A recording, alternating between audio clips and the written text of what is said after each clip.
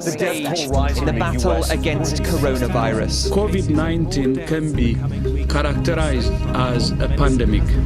The world is currently in the midst of a brand new pandemic, gripped by a new virus called Covid-19, a virus that has killed thousands already. The new coronavirus started in the Chinese city of Wuhan, and similar to the SARS virus from 2003, is strongly thought to have originated from a meat market, where wild animals are also traded. It is therefore a zoonotic disease, meaning that it is a disease that is spread from non-human animals to humans. Consequently, many people are now blaming Chinese culture for this new pandemic, outraged that people in China eat animals such as bats and pangolins. However, outbreaks of zoonotic diseases have happened before in many places around the world. And so, is there a bigger issue at play here? Now, undeniably, the trading of wild animals and poor regulations and standards for trading animals increases the likelihood of zoonotic diseases occurring.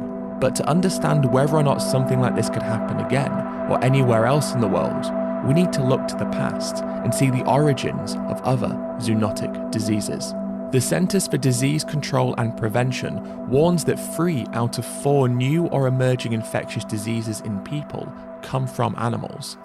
And the World Health Organization, the Food and Agricultural Organization of the United Nations, and World Organization for Animal Health have previously stated that increased demand for animal protein is one of the main risk factors of a pandemic.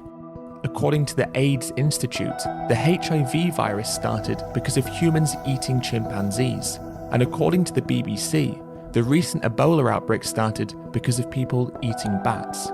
Furthermore, BSE started in the UK because farmers were feeding dead cattle back to cattle, forcing them to cannibalize. In 1996, the government announced that BSE had jumped to humans. The unit has identified a previously unrecognized and consistent disease pattern. And the genetic lineage of the swine flu pandemic was traced back to a pig farm in the US. The one thing that all of these diseases have in common is that they are linked to our exploitation of non-human animals. In a similar way, because COVID-19 is strongly believed to have started in a meat market, the virus was passed to humans in an environment that only existed because of our desire to eat animals. Zoonotic diseases can be created in any country, and regardless of the country they originate from, our exploitation of animals increases the risk of these diseases emerging. COVID-19 is just the latest in a long history of deadly diseases, many of which have been exacerbated because of what we do to animals, and most likely, it will not be the last. And what awaits us in the future could potentially be even more deadly and destructive. It's easy for us to blame China for what is happening because it removes accountability from our own actions. But there have been extreme cases of xenophobia where people who appear Asian have been assaulted simply for the way that they look. When I looked over, there was someone filming me. It was just coronavirus being repeatedly shouted at me. He punched me twice. The first time he missed, the second time he got me right in between the eyes, and it hit my glasses. My glasses flew off, and my glasses broke my nose as well. Speaking of the virus, police say it may have played a role in this attack. Commenters on Twitter say he even called the woman diseased. Every disease has ever came from China, homie. Everything comes from China. It's disgusting. Yet as history shows us, the problem isn't country-specific or culturally specific. And so, if you're stockpiling toilet roll, perhaps it's important to look at what else is in your shopping trolley. Or if you disagree with people eating bats, then the question is, what is the difference between eating bats or eating pigs or chickens? Especially if all 3 animals are capable of spreading zoonotic diseases. Some zoonotic diseases we can do very little to stop or avoid, but surely that provides us with even more of a reason for us to change our behaviours in order to stop the ones that we can avoid, especially when those ones have historically been among the most pernicious, severe, and destructive of all.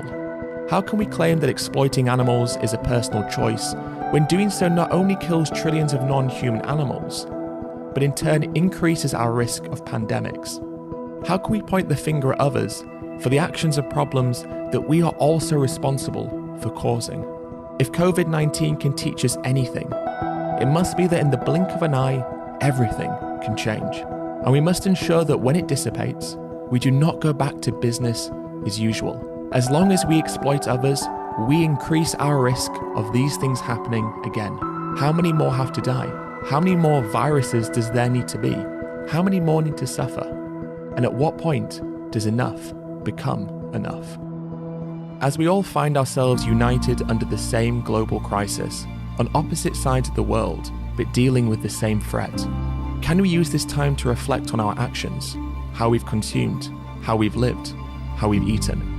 The whole world is coming together during this crisis. People are showing how much strength we all have together in unity. People singing from their balconies, isolated, but not alone. It is times like these where we see the beauty of our species and the interconnectedness of all life. We share this planet together as a species, but also among others as well. Let us use this crisis to learn from our mistakes. Let us learn to treat everyone who lives here with respect, and to also respect the planet itself. We may not be able to end all suffering or all pandemics, but we can come together to end those that are caused by our exploitation of others.